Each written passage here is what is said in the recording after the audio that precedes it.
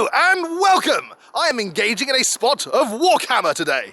As Hobby Waffle had it, it's good to enjoy a hobby also whilst enjoying the great outdoors. But yes, today I am talking about something that is somewhat a million miles distant from this lovely environment in which I find myself. I am talking about the grim dark future of the 41st millennium.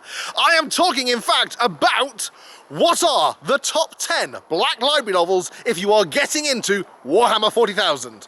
So I took a look at the Black Library website, and they actually have a section on there called Getting Started, which has a selection of 15 books on there. I took a little look, and whilst I wouldn't say that none of them are bad books, let me put it that way, they're all decent novels. But none of them are books that I would pick if I was picking something to start somebody out in the 40k hobby. So instead, I offer you my top 10 Warhammer 40,000 books. So here we go. These are all books that you can currently get either in print or in ebook or audible format from the Black Library store or Audible or Amazon or all the other places you can get Warhammer novels.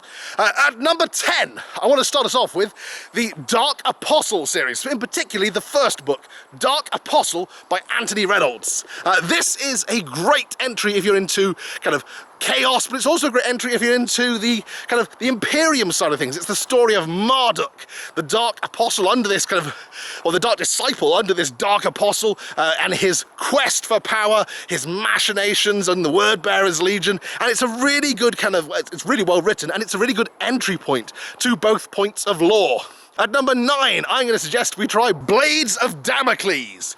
It's technically a Space Marine battles novel, but in actual fact, it's more like a Tau novel. It's kind of the unofficial first book of the Farsight series by Phil Kelly. So he wrote a book, not surprisingly, called Farsight. That was more of a novella, but this then followed that and immediately picks up where it left off, with Commander Oshavar as kind of the preeminent Tau commander in the Tau worlds during one of their first major engagements against the Imperium. Half the book is written from the point of view of the Ultramarines chapter, the other half from the point of view of the Tau, and it's a really good kind of grounding in both sets of lore. It's amazingly well written, and it gives you kind of insights into how the Tau culture is shaped, why they are perhaps not entirely just the good guys of the 41st millennium, but also it's just stonking, it's full of just stonking battles.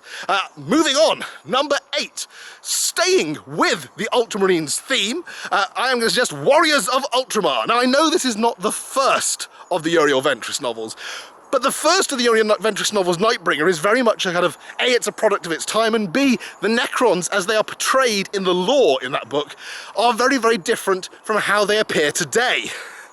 What I would suggest is if you start somebody off instead with Warriors of Ultramar, A, you get kind of a great grounding in kind of the Imperium, in Space Marines, in the Tyranids, in the threat that a Hive fleet poses to an Imperial world, but B, it sets somebody up then to kind of delve further into the Uriel Ventris novels and explore the Imperium through that avenue.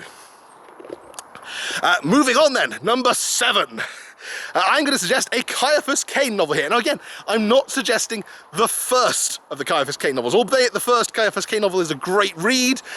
It takes the idea that you have a lot of existing knowledge about the Imperium. So the first Caiaphas Cain novel, you kind of have to already know about things like the Tau, you have to know about things like Gene Stealer cults. It's very much a novel that's not for beginners, I would say. Instead, what I would suggest is book number 4, which gives you kind of this great insert into the 41st millennium, Death or Glory. So this is the story where Caiaphas Cain essentially is shipwrecked while the spaceship that he is on is blown out of the warp by Orc weird boys. He has to desperately board an escape pod. He's presumed dead, dumped behind enemy lines in the middle of heavily Orc-occupied territory, and has to single-handedly become the hero of the Imperium that he spends the rest of his life being. It's a great story from the point of view of introducing somebody kind of the Imperial Guard, but it's also probably, I think, one of the best stories for introducing somebody to the idea of the Orcs. I know that people might say things like Gazgul or some of the more recent books by Max Brooks. I would suggest that it's not necessarily a good way to introduce somebody to orcs by giving them a point of view character of the orcs, because sometimes the way in which orcs talk and that kind of, oh, a football hooligan kind of approach can be a little bit confusing. But instead, if you go with something that has orcs as the main antagonist, whilst still keeping their kind of slightly chaotic, humorous way of approaching the 41st millennium, you'll give them a great kind of grounding in that aspect of it. And certainly as an orc player, it's probably one of my favourite orc novels, albeit that a lot of orcs die horribly getting killed by Kane and Jurgen. Moving on, let's stay with the chaos theme. I'm going to suggest here Soul Hunter. So this is number 6. It's Aaron Dembski-Bowden's kind of premiere novel, the Night Lord series beginning novel.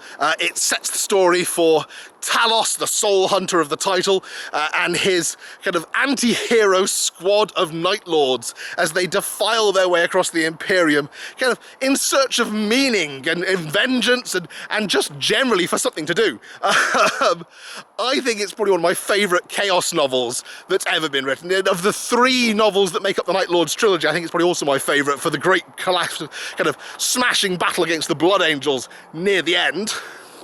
I am going to link to another chaos novel here now for number 5, and that is Storm of Iron. So again, another Graham McNeill, the second of the Graham McNeill novels that I'm going to throw into the mix here. This is, of course, it's really the kind of the first novel they published where the bad guys were the protagonists, where they had the kind of warriors of Honsu and Foryx and all the kind of great characters from the Iron Warriors Legion lay siege to an Imperial Fist's fortress.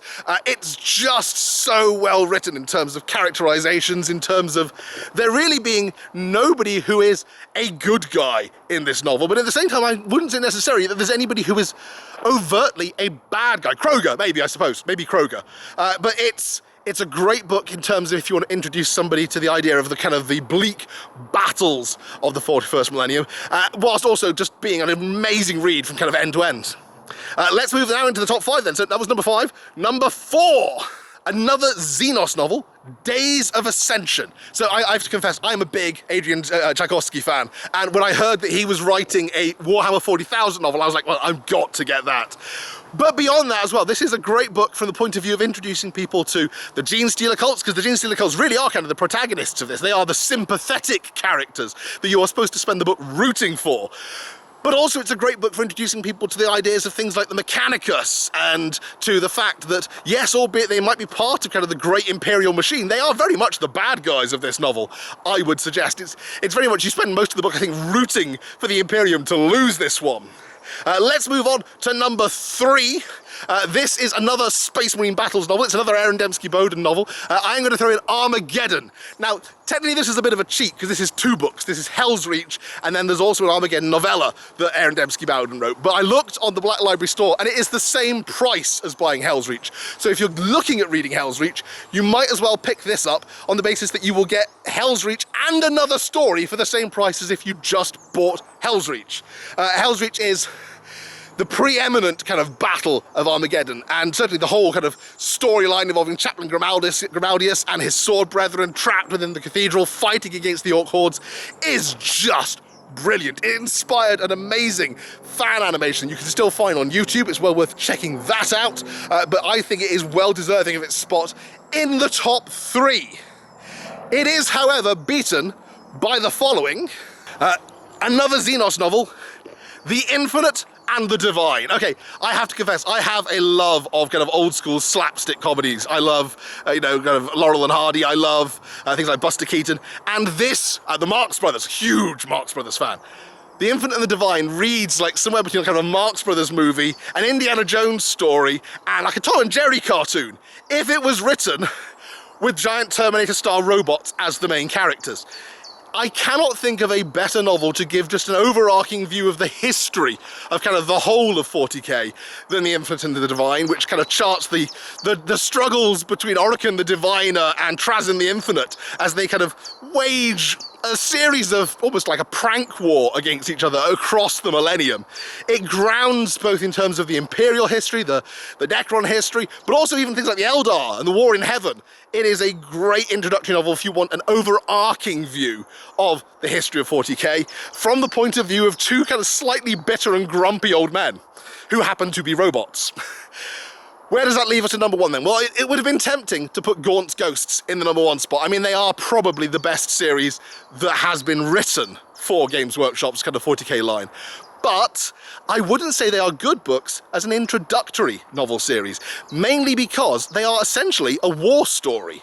They're not really about 40k, they're a war story that happens to take place in the 41st millennium, but I wouldn't say that they are a good introductory novel to Black Library and to 40k in general. So for that reason, they are beaten by probably what is the best book that Dan Abnett has ever written for Games Workshop, and that is, of course, Xenos. It's the first novel in the Eisenhorn trilogy. I think anyone who reads it will automatically want to read the other two, and probably everything else that makes up the Ravenous series and the Beckwin trilogy that we're getting as well. It gives you an understanding of how the Imperium at large works, a behind-the-scenes view of the life of an everyday Imperial citizen, whilst also admiring you in kind of the intrigues and the plots that go on behind the greater narrative of 40k, and it also introduces ideas of kind of the Xenos, of chaos. We even get Deathwatch Marines in there. It has everything, and that is why I would suggest, if ever any of your friends ever ask you for a novel to suggest to introduce them to Warhammer 40,000, just hand them a copy of Xenos. I mean, there's a reason why it has still been in print into one format or another ever since its initial publication over 20 years ago. Yeah, okay, there we go. That's the end of my walk. That's the end of my recommendation. I hope you've enjoyed going on this little walk with me, listening to my babbling about Games Workshop and Black Library novels. Thank you very much for watching, and as ever, I will catch you next time. Bye for now.